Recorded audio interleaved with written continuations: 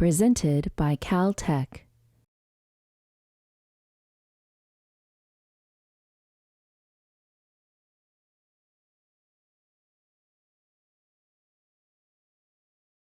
Neil Gehrels is the chief of the Astroparticle Physics Laboratory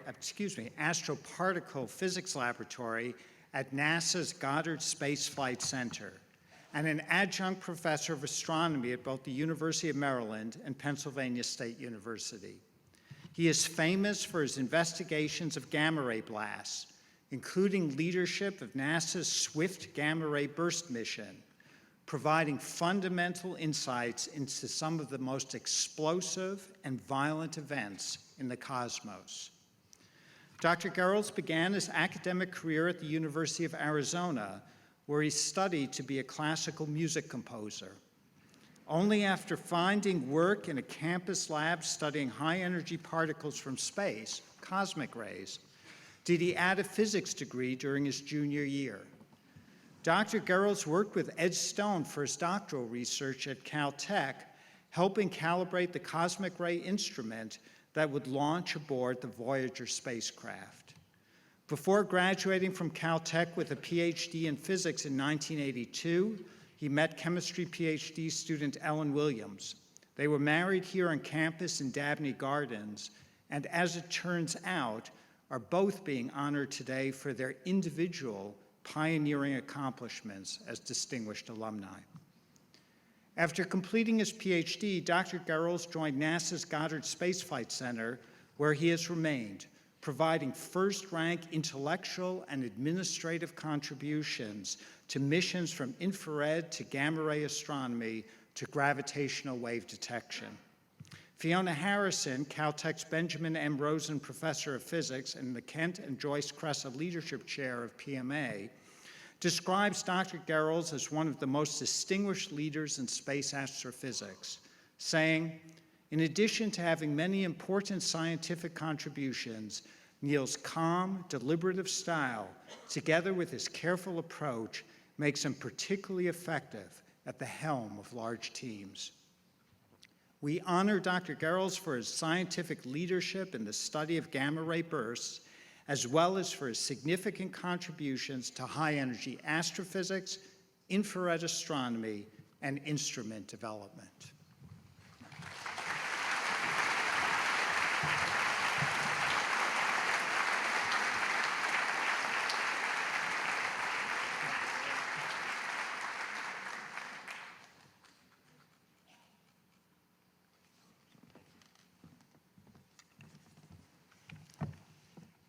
So I'd like to thank Caltech and the Alumni Association for this tremendous honor.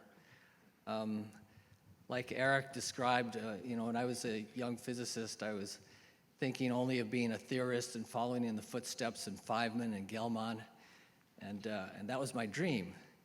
And then I came here to Caltech, and luckily I stumbled into the laboratories of Robbie Vogt and Ed Stone, and really got hooked on space astrophysics. They were building a cosmic ray instrument that was going to fly by Voyager. I participated in calibrating it and working on it and analyzing the data, and it was just the best possible start to my career that I can imagine. And another wonderful thing that was referred to is that I met my wife Ellen here. We both lived in Keck House, the graduate dorm, and she was one of 3 women in a graduate dorm with 70 guys, and that's the way it was in those days. And I was the lucky one. So then I went to NASA in the new field of gamma ray astronomy. And as you know, I'm sure, stars and galaxies in the universe emit their radiation over the whole electromagnetic spectrum, from radio waves to the visible that we see, to X-rays and gamma rays. It's surprising to many that even a penetrating radiation like X-rays doesn't get through the Earth's atmosphere. It's really in these narrow bands like the visible band that we can see out. And so it wasn't until the space age that we were able to launch satellites above the atmosphere and explore the whole electromagnetic spectrum. And gamma ray astronomy, when I started, was really in its infancy. We were flying physics experiments on high-altitude balloons looking at individual objects. And it's been my greatest pleasure to work in this field and help move it forward to now we have satellites that observe thousands of sources and contribute to the whole understanding by, adding in that gamma ray part of the spectrum. And the SWIFT satellite is looking at the gamma ray band specifically for flashes of gamma rays. They occur every few days, and they're due to tremendous explosions in the universe where stars are exploding and other types of gamma ray bursts come from stars that collide with each other.